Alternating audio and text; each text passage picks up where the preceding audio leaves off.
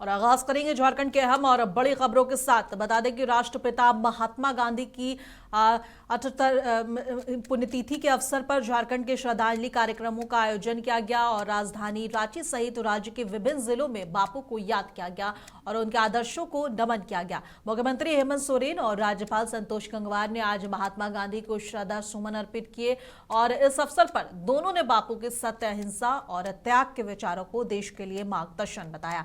कार्यक्रम के दौरान भजन मंडली के कलाकारों ने महात्मा गांधी के प्रिय भजनों और राम धुन की प्रस्तुति दी और भजनों की सुमधुर ध्वनि से पूरा परिसर गांधीमय वातावरण में डूब गया। राज्यपाल और मुख्यमंत्री सहित सभी उपस्थित गणमान्य अतिथि बापू के आदर्शों और विचारों की अनुभूति करते नजर आए। इस मौके पर राज्यपाल संतोष कुमार गंगवार ने कहा कि महात्मा गांधी का जीवन सत्य, अहिंसा और नैतिक मूल्यों का प्रतीक है जो आज भी देशवासियों के लिए प्रेरणा देता है। और राज्यपाल ने आगे कहा कि भारत सरकार के प्रति आभार व्यक्त करते हुए कहा कि राज्य के पूर्व मुख्यमंत्री दिशोम गुरु दिवंगत शिबू सोरेन को पद्म भूषण सम्मान से अलंकृत किया जाना झारखंड के लिए गर्व की बात है। उन्होंने कहा कि यह सम्मान केंद्र सरकार की झारखंड के प्रति संवेदनशीलता को दर्शाता है।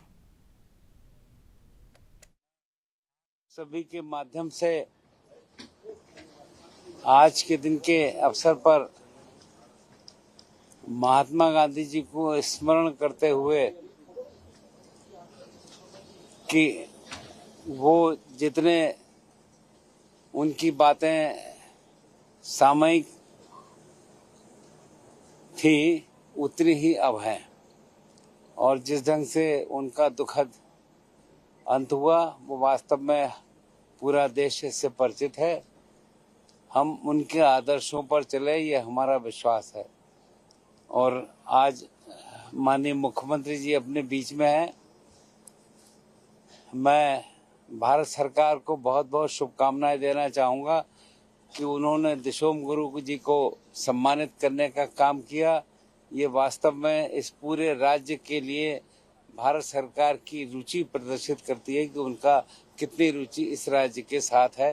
तो मैं एक बार पुनः दिशोम गुरु के प्रति बहुत बहुत अपनी शुभकामनाएं। वास्तव में उनका नाम हमेशा अमर रहेगा और इस राज्य को बनाने में और इस राज्य की जिस प्रकार से उन्होंने सेवा की हम सबको निरंतर याद रहेगा।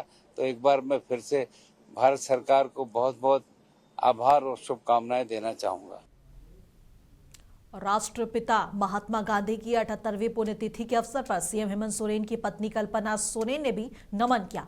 उन्होंने अपने सोशल मीडिया एक्स पर पोस्ट करते हुए लिखा कि राष्ट्रपिता महात्मा गांधी जी की पुण्यतिथि पर उन्हें कोटि कोटि नमन। सत्य, अहिंसा और न्याय के जिन मूल्यों को बापू ने अपने जीवन में जिया वही हमारे लोकतंत्र और समाज की आत्मा है। उनका विचार और आदर्श आज भी हमें मानवीय संवेदना, करुणा और नैतिक दृढ़ता के साथ सही मार्ग पर चलने की प्रेरणा देते हैं।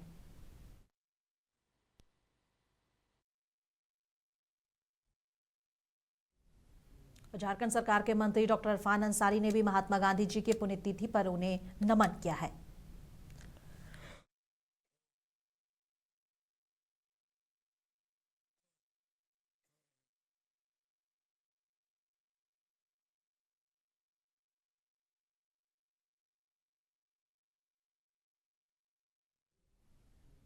और आज पूरे देश के साथ धनबाद में भी राष्ट्रपिता महात्मा गांधी की पुण्यतिथि श्रद्धा और सम्मान के साथ मनाई जा रही है। इस मौके पर मुख्य समारोह गांधी सेवा सदन में आयोजित किया गया, जहां जिला प्रशासन की अधिकारियों, समाज सेवियों और आम लोगों ने गांधी जी की प्रतिमा के सामने खड़े होकर उन्हें नमन किया। वक्ताओं ने कहा कि बापू भले ही हमारे बीच नहीं है, लेकिन उनके विचार, उनका अहिंसा का रास्ता और सच्चाई का संदेश आज भी हमें इंस्पायर करता है और यही उनके लिए सच्ची श्रद्धांजलि है।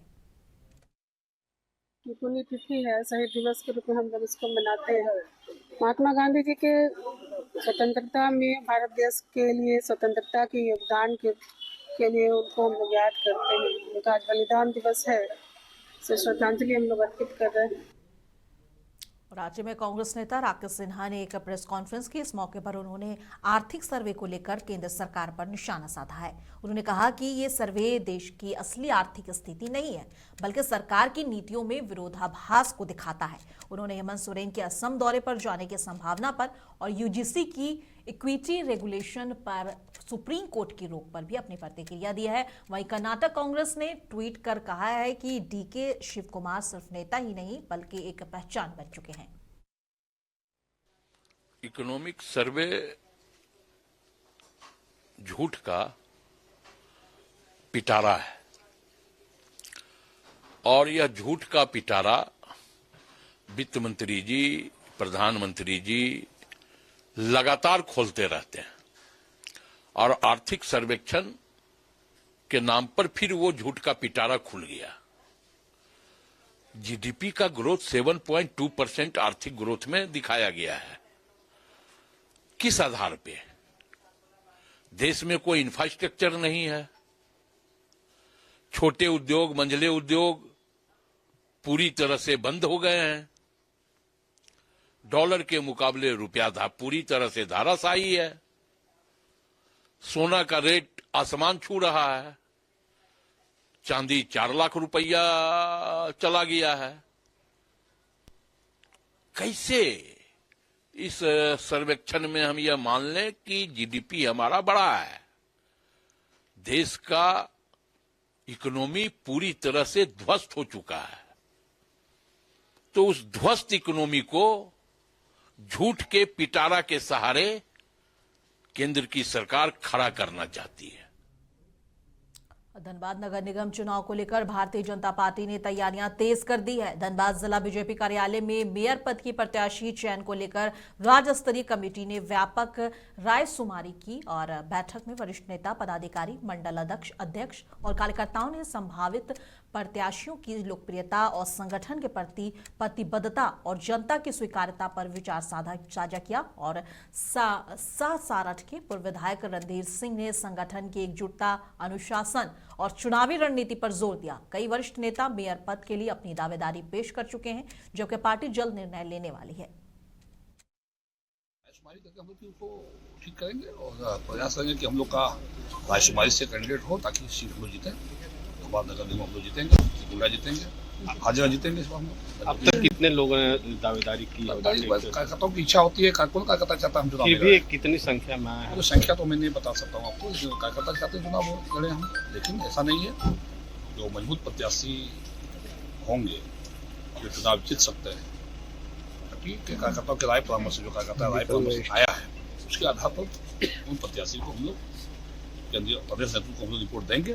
प्रदेश रिपोर्ट नेतृत्व फिर पर फैसला लेंगे। पूर्व विधायक संजीव सिंह भी पर्चा अब लिए हैं और पूर्व मेयर भी आपके भाजपा के हैं, तो क्या लग रहा है? दोनों ही एक बड़ा नाम है। हमने यही कहा ना कि दलगत आधार पर चुनाव नहीं होगा, इसलिए लोगों को लग रहा है कि मैं भी लड़ूं, लेकिन अंत तो वही होगा जो पार्टी चाहेगी। लोहरदगा जिला एथलेटिक एसोसिएशन के तत्वाधान में आयोजित 68वीं झारखंड ओपन एथलेटिक मीट का भव्य शुभारंभ ललित नारायण स्टेडियम में किया गया। 3 दिवसीय इस राज्य स्तरीय प्रतियोगिता का उद्घाटन उपायुक्त डॉक्टर ताराचंद्र और उप विकास आयुक्त दिलीप प्रताप सिंह शेखावत ने संयुक्त रूप से दीप जलाकर किया।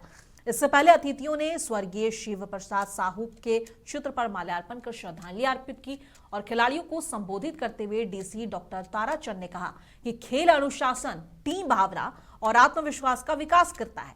प्रतियोगिताओं ने झारखंड के विभिन्न जिलों से आए 600 से अधिक खिलाड़ियों और 100, 200 और 400 मीटर दौड़, लंबी कूद, ऊंची कूद और थ्रो इवेंट्स में अपनी प्रतिभा दिखा रहे हैं। लोहरदगा जिला ओपन एथलेटिक मीट में जिस तरह आप देख रहे हैं कि 68 साल का हिस्ट्री है और बहुत लंबे काल से हम लोग इस कार्यक्रम को हर साल बड़े उत्साह के साथ और झारखंड राज्य के तकरीबन सभी जिला इसमें पार्टिसिपेट करते हैं। इस बार भी तकरीबन 13 जिला पार्टिसिपेट करने के लिए आए हैं। इस तरह का कार्यक्रम स्वाभाविक है, जो रॉ टैलेंट होते हैं छोटे बच्चों में उसको निखारने और प्लस उसको एक अच्छा प्लेटफॉर्म देने ताकि वो अपने स्ट्रेंथ को पहचान सके और वो उनके लिए एक स्प्रिंग बोर्ड रहता है ताकि उनको पहचान करके आगे अगर उस फील्ड में जाना चाहते हैं, चाहे वो 100 मीटर हो, 400 मीटर हो, 600 मीटर हो, उन सभी उसके लिए एक अच्छा प्लेटफॉर्म मंच उपलब्ध कराता है। पूरे झारखंड राज्य के सभी युवा एथलेटिक्स के लिए। तो इसके लिए जो संयोजक टीम है उन सभी को बधाई, और सभी लोहरदगा वासियों को हम अपेक्षा करेंगे कि यह कार्यक्रम 3 दिन का आता है, लंबे बड़े संख्या में आए, इन बच्चों को जो इस तरह के कंपटीशन में पार्टिसिपेट करते हैं उनको प्रोत्साहित करें, और ये बच्चे जो दूसरे जिला से आए उनको यह फील हो कि लोहरदगा एक बहुत ही हिस्टोरिकल डिस्ट्रिक्ट रहा है, जिसमें बहुत दूर दूर से पार्टिसिपेंट आते हैं, उनको एक अच्छा माहौल और अच्छा परिवेश दे, ताकि वो आगे भी जब अगले साल कार्यक्रम करें तो और ज़्यादा डिस्ट्रिक्ट इसमें पार्टिसिपेट करें। Thank you. आप लोग को सब विदित है कि कितने दिनों से स्टेडियम जो हमारा टूट गया है, काफ़ी प्रयास के बाद भी अभी तक ये बन नहीं पाया है। लेकिन अभी जो हमारी बातचीत उपायुक्त महोदय से हुई है, तो उन्होंने कहा है कि जैसे हमारा ये आयोजन समाप्त होता है, उसके बाद से उसका जो फंड आया हुआ है उससे काम करके पूरे नए स्तर से स्टेडियम बनाया। लोहरदगा नगर परिषद अध्यक्ष पद के लिए जैनाथपुर निवासी और युवा नेता संतोष उरांव ने नामांकन पत्र खरीदकर अपनी दावेदारी पेश कर दी है। स्थानीय राजनीति में उनके नामांकन के बाद नई चर्चा शुरू हो गई है और समर्थकों में उत्साह देखा जा रहा है। संतोष उरांव क्षेत्र में सक्रिय और जमीनी नेता के रूप में जाने जाते हैं, जिन्होंने हमेशा आम जनता से सीधे संवाद किया। उनका कहना है कि उनका मुख्य उद्देश्य लोहरदगा के शहरी विकास को सुनिश्चित करना है। जल आपूर्ति, सफाई व्यवस्था, सड़क और स्ट्रीट लाइट, पार्क और गरीबों के लिए आवास सहित महिलाओं और युवाओं के रोजगार का विशेष ध्यान दिया जाएगा। जो निर्वाचन के द्वारा नगर निगम का चुनाव किया जा रहा है, बहुत सहने की बात है, बहुत ही अच्छा है और हमने जोर शोर से तैयारी किए हैं। मेरा अकेले का ये मकसद नहीं है, जो मेरे जितना भी सामाजिक संगठन है मैं उनके माध्यम से हमको कैंडिडेट खड़ा किए हैं और मैं उन्हीं के माध्यम से खड़ा हो रहे हैं। और अभी तो मैं केवल फॉर्म ले रहा हूं, नॉमिनेशन फॉर्म। उसके बाद में मेरा जो नॉमिनेशन भरने का तिथि होगा 3 तारीख को हम भरेंगे।